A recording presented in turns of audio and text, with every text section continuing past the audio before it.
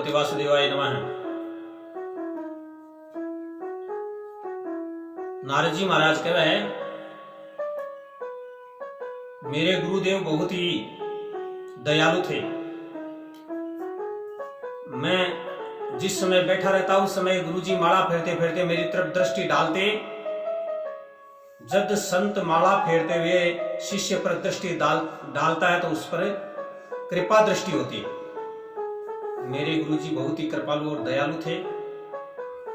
मैंने उनसे बहुत अच्छा ज्ञान प्राप्त हुआ, आनंद मिला। 4 मास का जो समय निकला, चातुर्य मास पूरा हुआ, गुरुजी वहां से रवाना होते समय मेरे को बहुत बड़ा दुख हुआ। मैं गुरुजी के चरणों में गिर गया और गुरुजी को बोलने लग गया, गुरुजी मेरे को साथ लेकर के चलो। आप कुटिया के अंदर सोओगे तो मैं बाहर सो लूंगा, नीचा से नीचा काम भी कर लूंगा, लेकिन मैं यहां नहीं रहूंगा। तब गुरुजी ने मेरी तरफ देख करके कहा, अरे बालक, तू ऋणानुबंधी है, तेरी माता मौजूद है और माता की सेवा कर। तेरे को मैं वहां ले चलूंगा तो बार बार मैं भक्ति में बाधक होगी। मेरे सिर पर हाथ धर करके और बोला, हरिदास, तू हरि का दास है, मेरा नाम हरिदास रख दिया। अरे हरिदास, तू माता की सेवा करते हुए मैं तेरे को यह मंत्र देता हूं, इस मंत्र को जपते हुए और स्मरण करते हुए यहां रह, आराम से भजन कर, चिंता करने की कोई बात नहीं। तो मैंने गुरुजी से कहा, गुरुजी आप बालकृष्ण की लीला में ये कह रहे थे कि सगे संबंधी कुटुंब परिवार जनित लोग भजन में बाधा करते हैं, तो एकांत में जाकर के भजन करना चाहिए। तो मेरी माता के मैं इकलौता पुत्र हूं, इकलौता बेटा होने के नाते वो मेरे को बार बार पुकारेगी, मेरे इस भजन में भक्ति में बाधा होगी। गुरुजी ने कहा, बेटा ये बार बार मैं भजन करता रहना, जो ये मंत्र देता हूं मैं, ये 16 अक्षरों का मंत्र है, इस मंत्र को आप पढ़ते रहना, भगवान आपका रास्ता करेगा। गुरुजी ने हरिदास को मंत्र दिया, नमो भगवते तुभ्यं वासुदेवाय धीमहि प्रद्युम्नाय अनिरुद्धाय नमः शंकृष्णाय च। ये मंत्र को जप जो तू करतो रहिए और तेरे कोई भी प्रकार की बाधा नहीं आएगी। तो हे वेदव्यास जी, मैं ये मंत्र को जप करना शुरू कर दियो। जप कर तो बी टाइम को प्रण मेरी माताजी ने यह जप अच्छा नहीं लगता था। माताजी मेरे को बार बार में पुकारने लगी, जप में बाधा आती थी, लेकिन फिर भी मैंने जप करना शुरू कर दिया। एक दिन क्या हुआ, मेरी माताजी प्रातः काल जल्दी ही गौशाला के अंदर गोदोहन के लिए गई, गायों का दूध निकालने के लिए गई। उस समय एक सर्प ने मेरी माताजी को काट लिया, उससे मेरी माताजी की मृत्यु हो गई। मैंने मन में विचार कर लिया, गुरुजी कह करके गए थे कि भगवान तुम्हारा सब ठीक करेगा, तो अब माया से दूर हो जाऊंगा, ऋण से भी दूर हो जाऊंगा। तो मैंने मेरी माताजी का अंतिम संस्कार किया और जितनी क्रियाएं होती वो सारी करवाई। उसके बाद में जो जितना धन था वो सारा धन मैंने मेरी माताजी के ही पुण्य में लगा दिया। क्यों? मैंने विचार कर लिया कि मैं धन को साथ में लेकर के कहीं जाऊंगा तो इस धन में मेरा मोह रह जाएगा, मोह से भजन नहीं होता है। और दान करने से मन की शुद्धि होती है, धर्म करने से धन की शुद्धि होती है, स्नान करने से शरीर शुद्ध होता है। तो मैं इस माया से छुटकारा पाकर के, और मैंने जैसे कपड़े पहन रखे थे उन कपड़ों सहित ही मैं वहां से निकल गया। मन में विचार कर लिया, मेरे को कुछ नहीं चाहिए। क्यों? विशंबर मेरे साथ में है, चिंता किस बात की है। भगवान जब बच्चा पैदा होता है तो मां के स्तनों में दूध पहले पैदा करता है। मैं चलता गया, विचार करता गया और घूमते घूमते एक भयंकर जंगल में से निकल करके गंगा के किनारे पहुंच गया। वहां जाकर के मैंने स्नान किया और स्नान करके एक पीपल के पेड़ के नीचे आसन लगा करके बैठ गया। नास्तिक पुरुष जो होते हैं वो भगवान के कीर्तन में, भक्ति में, भागवत कथा में, भजन में बाधा डालते हैं। उनको ये बातें सुहाती नहीं है। कोई कहता देखो ये भागवत कथा कहना प्रारंभ किया है, ये बहुत ही बड़ा विद्वान है। कोई कहता देखो ये भजन माला प्रारंभ की है, ये कर लेगा भगवान को प्राप्त। वो लोग भगवान की बुराई करते हैं, लेकिन फिर भी परमात्मा कहता है कि आप चाहे कितनी बुराई करो, मेरे को मत भजो, लेकिन फिर भी आप मेरे अंश ही हो, मेरे अंश से पैदा हुए हो, इसलिए मैं तो आपको देता हूं। तो परमात्मा उसको भी देता है।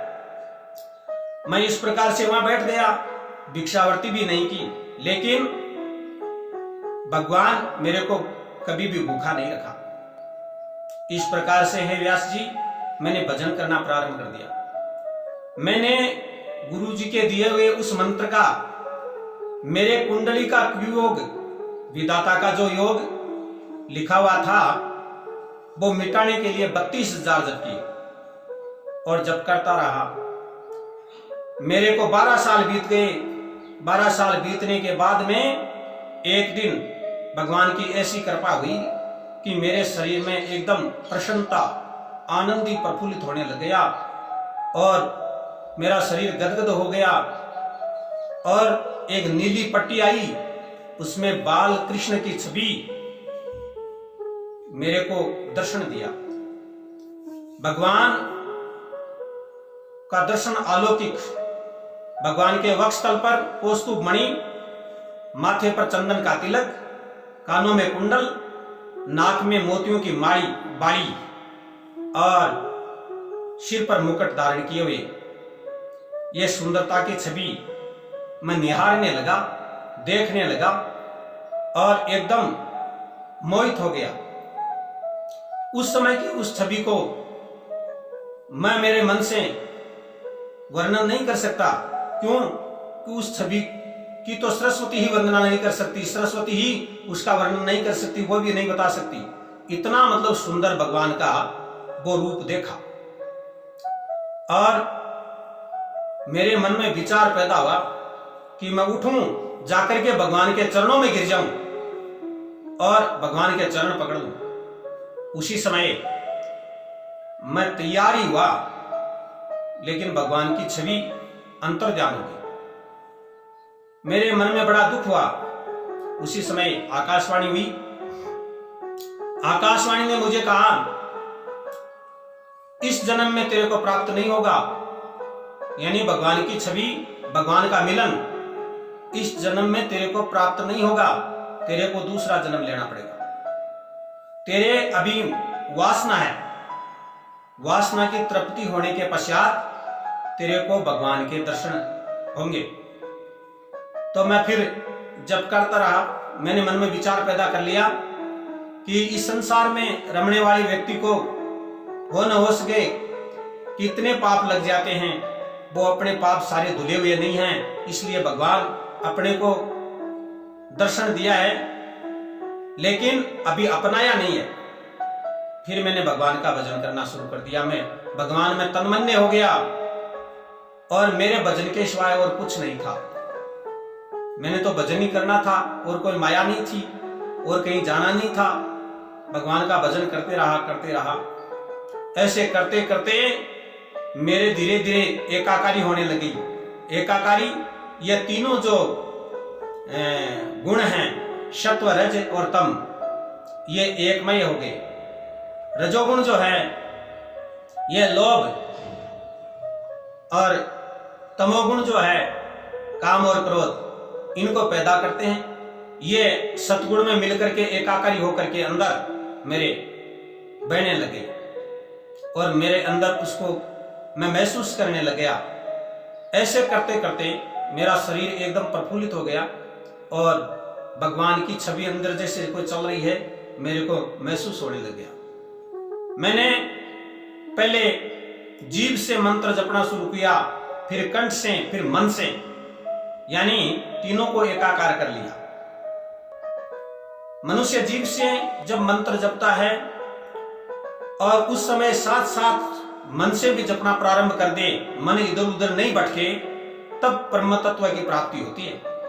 तो मैंने जीभ से, कंठ से और मन से जप करना प्रारंभ कर दिया। उस समय धीरे धीरे जप करते करते जड़ और चेतन को मैं अलग अलग देखना प्रारंभ कर दिया। जड़ किसको कहते हैं? जड़ यह शरीर है, इसमें चैतन्य है, तब यह चलता है, फिरता है। यह चैतन्य जो चीज निकल जाती है उसके बाद में यह जड़ है, इसका कोई मूल्य नहीं है। तो जड़ और चैतन्य मैंने अलग अलग देखना शुरू कर दिया और धीरे धीरे समय चलता रहा और मैं इन सांसारिक मोह माया से एकदम दूर हो गया। भगवान के सिवाय मुझे कुछ नहीं दिखता। मेरे गुरुजी ने कहा था कि आप वहां तक जप करना जब तक शरीर की समाप्ति न हो, जप को छोड़ना मत। अगर बीच में भगवान का दर्शन हो जाए तो भी जप को मत छोड़ना। मैं सोता उस समय उस भगवान का ध्यान करके ही सोता, उड़ता उस समय ही भगवान का ध्यान करके ही उड़ता और उसी के नाम में, उसी की भक्ति में विलीन रहता। ऐसे करते करते मैंने प्रत्यक्ष रूप से मृत्यु देखी। मृत्यु आई और मेरे को ब्रह्म में लीन कर दिया। मैं ब्रह्म में लीन हो गया। ब्रह्मा जी ने जब सृष्टि की रचना की उस समय मैं मरीचादि ऋषियों के साथ में पैदा हुआ। ब्रह्मा जी ने मेरा नाम नारद रख दिया। मैं एक दिन घूमते घूमते गोलोक धाम भगवान कृष्ण के वहां चला गया। गोलोक धाम में रासलीला हो रही थी। रासलीला में जाकर के बैठ गया और इतना ध्यान मग्न हो गया कि मेरे शरीर की कोई भी प्रकार की शुद्ध बुद्ध नहीं रही। जब रासलीला पूरी हुई, वहां से उठ करके मैं जब रवाना होने का विचार कर रहा था, उस समय भगवान श्री राधा जी भगवान श्री कृष्ण को कहती है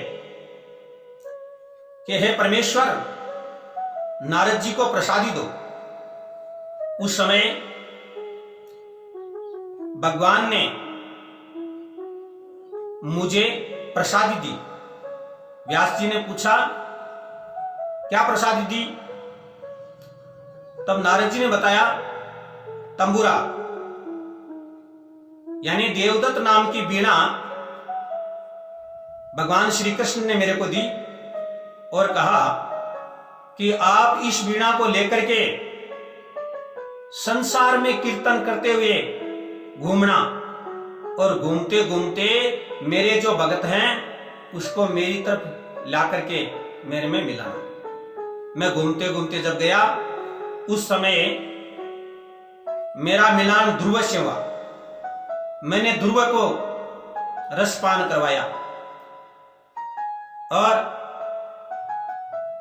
उनको परमोच्च की प्राप्ति हुई, परमपद की प्राप्ति हुई। प्रहलाद को रसपान करवाया तो उनको भी परमपद की प्राप्ति हुई। इस प्रकार से मैं भगवान का गुणगान, यानी ये देवताओं का टेलीफोन लेकर के इधर उधर घूमता रहा और इसी प्रकार से भजन करते करते मैंने भगवत की प्राप्ति कर ली। तो हे व्यास जी महाराज, आप बाहरमुखी जो इंद्रियां हैं इनको अंदर लगाइए, समाधि लगाइए और अंदर रमाइए, फिर आपको परमपद की प्राप्ति होगी, ज्ञान होगा। वो ज्ञान श्रीमद् भागवत का आप ग्रंथ बनाओ, वर्णन करो। आपने अनेक प्रकार के जो शास्त्र रचे हैं, उनसे मनुष्य इस अगाध सागर से पार नहीं हो सकते। क्यों? कलयुग में मनुष्य की बुद्धि छोटी हो जाएगी। अस्थिरता के कारण मनुष्य उन ज्ञानों को पकड़ नहीं सकते। तो बालकृष्ण की छवि जो श्रीमद् भागवत में है, उनका गुण ज्ञान आप श्रीमद् भागवत में रखो, इस शास्त्र की रचना करो, जिससे मनुष्य को आराम से सुख की प्राप्ति हो जाए, संसार के मोह से दूर होकर के और इस भवसागर से पार हो जाए, परम पद की प्राप्ति कर ले। तो इसी प्रकार से नारद जी ने अपना पूर्व जन्म आपकी भक्ति वेदव्यास जी को बताई, उनकी उदासीनता दूर की। जब ईश्वर की कृपा होती है तो सब सुलभ होते हैं। भील बालकों में घूमने वाला आवारा बालक सत्संग से देव ऋषि बना। तो इस संसार में क्या है? सच्चा गुरु है जो सही प्रकार का ज्ञान देता है, तो परम पद की प्राप्ति करवा देता है, भगवान का मिलन करवा देता है, वही सच्चा गुरु है। साधु आपके शिष्य को आपके समान बनाते हैं, जबकि सोना पारस जो है लोहे को सोना बनाता है, लेकिन शेम का शेम नहीं बना सकता। साधु जो है मनुष्य को आपके समान बनाता है। तो सादगी जीवन, साफ जीवन, पापों को धोने वाला यहां पर गुरु है, और वो उसका साथ करने से भक्ति का मार्ग सिखाता है और विवेक की जागृति होती है। अब श्री देव ऋषि नारद जी महाराज ने अपने विधाता के जो कुंडली के अंदर कुयोग कुलेख जो लिखा हुआ था, उसका 32,000 जप किया।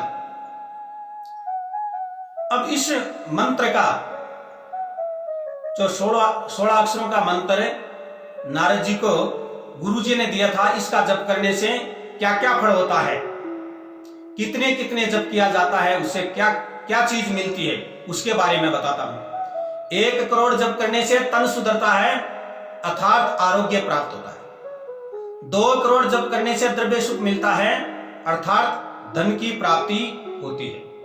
3 करोड़ जप करने से पराक्रम सिद्ध होता है, अर्थात यश और कीर्ति मिलती है। 4 करोड़ जप करने से सुख प्राप्ति होती है। 5 करोड़ जप करने से ज्ञान प्राप्ति होती है। 6 करोड़ जप करने से अंदर के शत्रुओं का विनाश होता है। 7 करोड़ जप करने से स्त्री को सौभाग्य सुख मिलता है, स्त्री को पति का सुख और पुरुष को पत्नी का सुख मिलता है। 8 करोड़ जप करने से मरण सुधरता है, अपमृत्यु टलती है। 9 करोड़ जप करने से इष्ट देव की झांकी होती है। 10, 11, 12,000 जप करने से संचित प्रारब्ध और क्रियमाण कर्म जल जाते हैं। और 13 करोड़ जप करने से भगवान साक्षात मिलते हैं, यानी साक्षात भगवान का दर्शन होता है। तो इस प्रकार से जप करने से मनुष्य को इस संसार में फल की प्राप्ति होती है। पीवतम भागवतम रसमालयम, पीवत भागवत रसमालयम, भागवत का रस पान करने से मनुष्य संसार सागर से पार हो जाता है और कृष्ण की प्राप्ति कर लेता है। तो इस प्रकार से नारद जी ने श्रीमद् भागवत रचना की बारे में श्री वेदव्यास जी महाराज को आपका पूर्व जन्म का वृतांत बता करके, समझा करके, दुख दूर करके कहा कि ये बढ़ाओ। जय श्री कृष्ण।